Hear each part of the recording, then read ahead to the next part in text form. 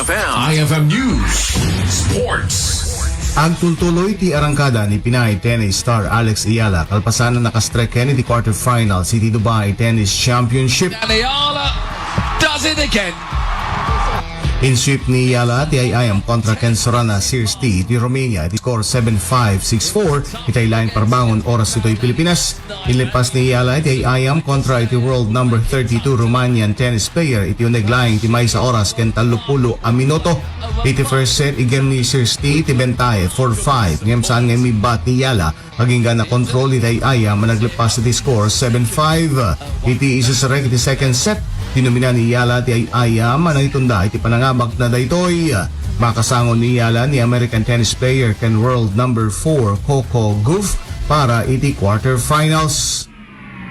Para iti IFM Sports, daytoy ni Idol Joey C. Tatak IFM.